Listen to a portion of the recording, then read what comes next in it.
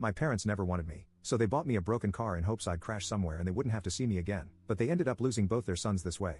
Posted by you/CheezItBitBoy.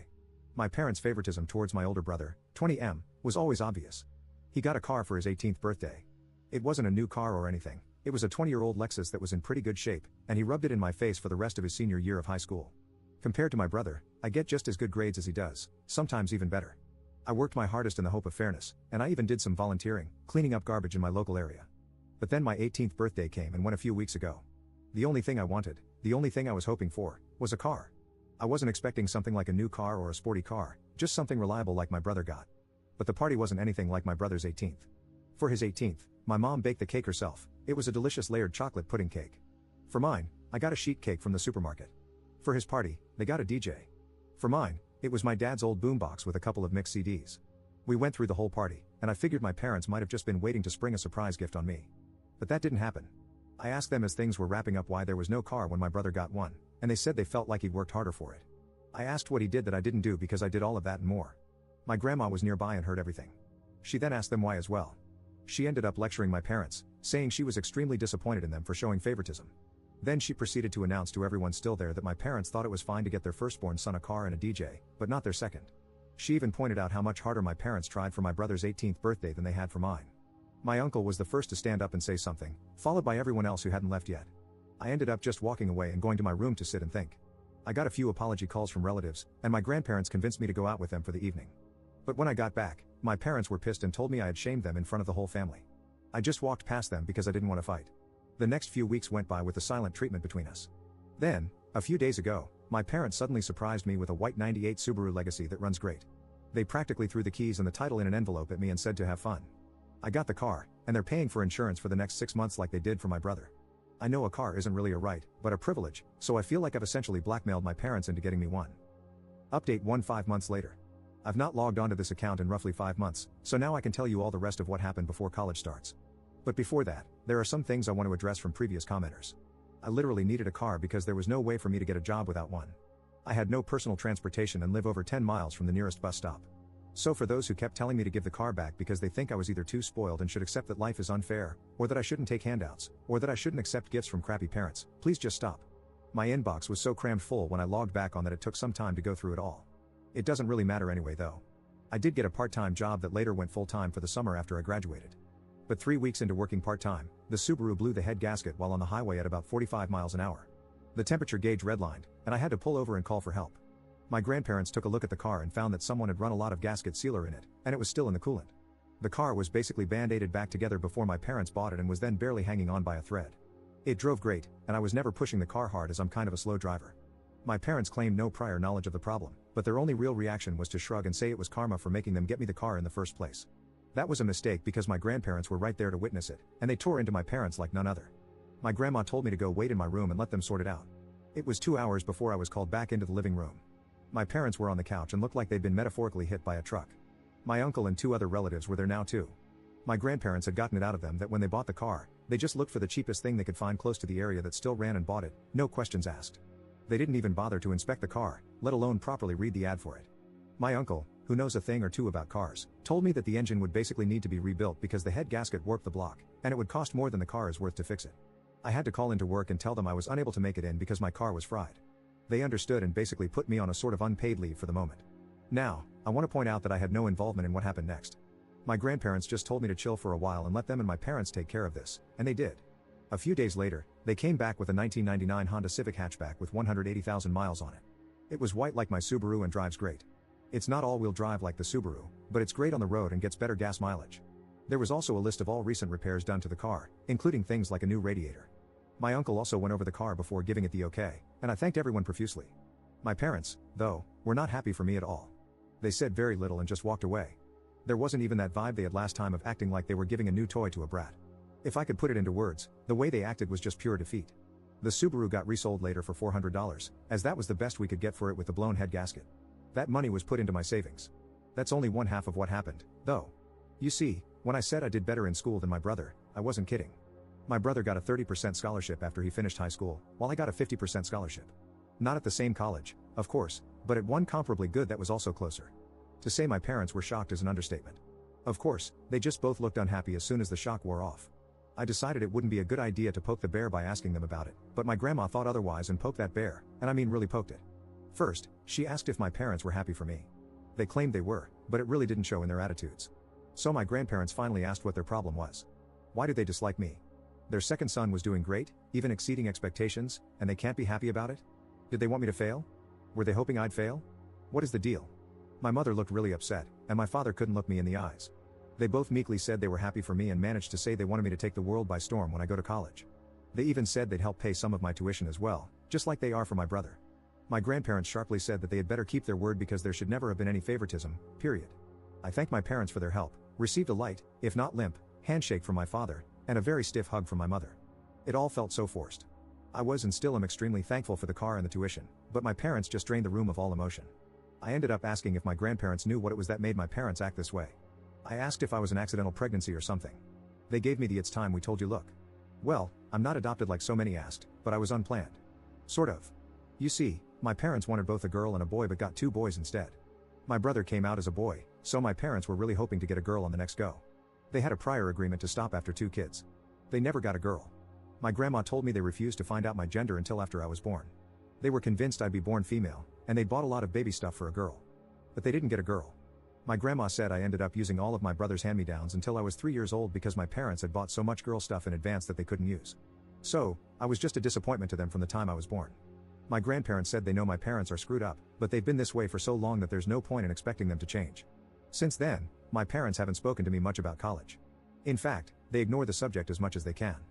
Thanks to some of the warnings I got from people who messaged me, making me paranoid, I called the college I've been accepted to and made sure to tell them that if anyone calls or emails pretending to be me, or if my parents call trying to say I'm not coming, they should call me for a double or even triple check if anything like that happens. I mean, I kind of doubt my parents would do that sort of thing, especially after everything that's happened, but I felt like playing it safe was the better option. There was something that I really didn't expect to happen. My brother called me out of the blue to talk. He said our grandparents had called and told him everything. He apologized for what happened in his own way and said he hopes that once I'm on my own, I won't need to come back. He actually admitted to me that when he finishes college, he's going to stay in the state he's in because he likes it there. Our parents really want him to come back when he gets his degree, but it looks like that's not happening. I said I don't blame him, and I may do the same. The rest of the conversation was a bit awkward because we aren't really used to speaking to each other much anymore. My grandparents and the rest of the family held a surprise party for me over the weekend. They made it almost like a repeat of my brother's 18th birthday, with a DJ and a big chocolate cake my grandma made. I couldn't thank them all enough. My parents attended the party, but they were like wallflowers the entire time.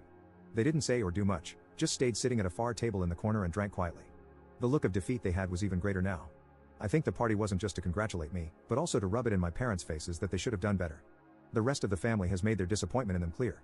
They seemed like they wanted to leave the party for a while. I can't say I blame them. They were being humiliated into staying where they were. My grandma said, "You're never too old to be taught a lesson in humility." As for my personal life, my part-time job went full-time after high school, and I've been working hard to build my savings before I leave for college. I made minimum wage, but a job is a job, and I want to leave it with my best effort put in before my 2 weeks notice is up. I doubt I'm going to be coming back here to make another update, so thanks for reading. Update 2 years later. I've been away for 2 years, and I kinda expected I'd be back to post one last time in 2024, because my brother went for a 4-year bachelor's degree, much like I currently am. For those who remember my previous posts, I'm the guy whose parents were verbally backhanded by the family for showing blatant favoritism toward my older brother, and I later found out from my grandma that the reason I was treated differently was because my parents had wanted their second child to be a girl. My grandma ended up admitting even more to me later, after I left for college. Before I was born, my parents were so convinced that I'd be a girl that they bought a bunch of girl stuff without even checking my gender through ultrasound. About a year ago, my grandma told me that my mother had tried to raise me as a girl for the first 6 months of my life. She was putting me in girls' clothes and calling me by a different name, and my father enabled it all. I know it's true because my grandma showed me old family photos of me with my brother when I was an infant, and I was wearing pink in all of them. There was even a visible name tag in some of the photos with the name my parents wanted for a girl. But once word got out, my parents stopped dressing me as a girl. My grandparents told my mother that trying to raise me as something I wasn't, without giving me a choice, was wrong. Though my family is rather old school, my grandparents are surprisingly open-minded people, and they put the hammer down on my parents, so the girl treatment stopped. But instead of getting new clothes, my parents gave me my brother's hand-me-downs for years until my grandparents noticed that too and did something about it. Finding out all of this made me realize that my grandparents kept my childhood from being far worse than it was, and they never told me until these past couple of years. I am incredibly thankful for them. My mother apparently struggled to call me by my real name for 2 years or so. Because my parents didn't get the girl they wanted, they refused to connect with me like they did with my brother, the boy they actually wanted. When my grandparents heard I wasn't getting anything new like my brother was, they threatened to petition for guardianship of me. They had evidence of the various things I described too. My parents couldn't stand for anything that could become a public scandal, so they stopped with the hand-me-downs and pretended to love me for a while. But as I got older, it degenerated into indifference, and maybe even into hate. I'm not sure. Hate means you still care in some way, but indifference is the actual opposite of love. I just know my parents couldn't accept that their favorite son wasn't the best at everything compared to their unwanted son. Since I moved out, they've barely interacted with the family. They threw themselves into work, partly because the rest of the family forced them to contribute to my college, like they did for my brother. But also because, to them, working was the only thing that gave them a reason to tell everyone to leave them alone. My grandma suspects they've even slept in their cars a few times to avoid coming home. I only saw my parents at Christmas at my uncle's house for the past couple of years, and they barely even spoke to me. Now that I was living my best life away from them, I guess you could say they'd stopped bothering to act like I was their son. They don't want me anymore after the family humiliation they feel they'd suffered, even though they know they brought it on themselves. They've become workaholics who do little else. My grandmother told me my bedroom is basically exactly how I left it on the day I moved out. My parents have not even gone inside my room, but they kept my brother's room clean and ready for the day he'd finally come back home after college. Well, that didn't happen. They flew out to see him for his graduation and had a big celebration with him. I was not invited to go, not that I could afford it. But my grandparents went along, and they gave me the details. My parents were still convinced my brother would be coming back home. That's when he awkwardly told them he had already secured a job through an internship he'd done the past year and had found an apartment of his own too. My father became furious, and my mother lost her mind crying and begging him to come home. But he refused. You see, these past 2 years, my brother and I have reconnected a bit. He found my Reddit account and called me. He wasn't angry, just wanted to talk. He admitted to me that our parents put him through a lot as well. Our mother absolutely smothered him, especially when I wasn't around, and our father was quite strict with his expectations. The fact that I did better than my brother when our parents had invested everything into him just broke them. Now they're extra broken because my brother refused to come home with them. The way our parents treated my brother is also the reason we stopped connecting as siblings until these past couple of years.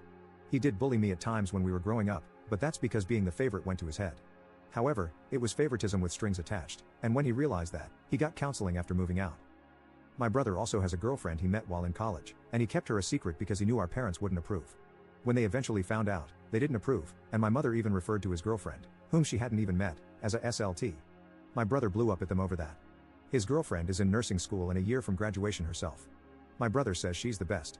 I've never met her, but she sounds wonderful from how he's described her. My grandma told me my mother went so far as to hire a private investigator to find out who my brother's girlfriend was. She was irritated to learn that the girlfriend was squeaky clean and from a good family on the same side politically too. In her mind, the girlfriend was the reason my brother wasn't coming back, even though he made it clear he decided that before even meeting her. My father had become stoically silent about it, from what I heard. However, my mother let it slip to my brother that she'd hired a detective, and my brother gave our parents a piece of his mind. This led to a whole argument about how they gave him everything and how he was ungrateful for not coming back.